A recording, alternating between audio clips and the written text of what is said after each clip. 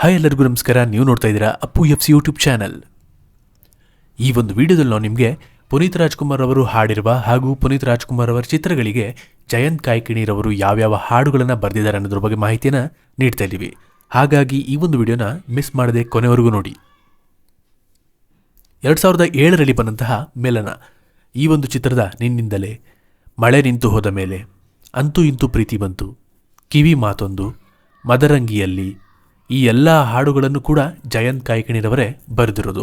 ಇನ್ನು ಇದಾದ ನಂತರ 2008ರಲ್ಲಿ ಬಂದಂತಹ ವಂಶಿ ಚಿತ್ರದ ಅಮಲು ಅಮಲು ಈ ಹಾಡನ್ನು ಕೂಡ ಜಯಂತ್ ಕಾಯ್ಕಿಣಿರವರೇ ಬರೆದಿರುವಂಥದ್ದು.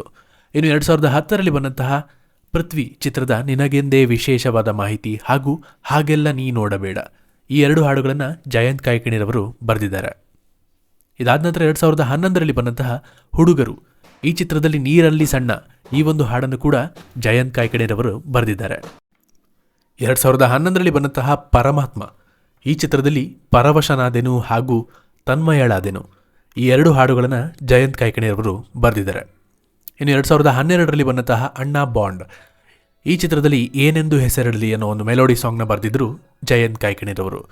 ಇನ್ನಿದಾದ ನಂತರ 2014ರಲ್ಲಿ ಬಂದಂತಹ ನಿನ್ನಿಂದಲೇ ಈ ಚಿತ್ರದಲ್ಲಿ ಮೌನ ತಾಳಿತೆ ದಾರಿ ಅನ್ನೋ ಒಂದು ಪ್ಯಾಥೋ ಸಾಂಗ್ನ ಬರೆದಿದ್ದಾರೆ. 2015ರಲ್ಲಿ ಬಂದಂತಹ ಮೈತ್ರಿ ಚಿತ್ರದಲ್ಲಿ ಗೆಲುವು ಒಂದೇ ಲೆಕ್ಕ ಅನ್ನೋ ಹಾಡನ್ನು ಜಯಂತ್ ಕಾಯ್ಕಿಣಿರವರು ಬರೆದಿದ್ರು.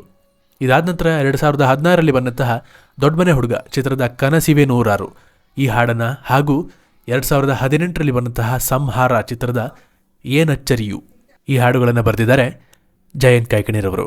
ಇನ್ನು ಇದಾದ ನಂತರ 2019ರಲ್ಲಿ ಬಂದಂತಹ ನಟ ಸಾರ್ವಭೌಮ ಈ ಚಿತ್ರದಲ್ಲಿ ತಾಜಾ ಸಮಾಚಾರ ಅನ್ನೋ ಒಂದು ಮೆಲೋಡಿ ಸಾಂಗ್ನ ಬರೆದಿದ್ದಾರೆ ಜಯಂತ್ ಕಾಯ್ಕಿಣಿರವರು. ಈ ವಿಡಿಯೋ ನಿಮ್ಗೆ ಇಷ್ಟ ಆಗಿದ್ದರೆ ಲೈಕ್ ಮಾಡಿ.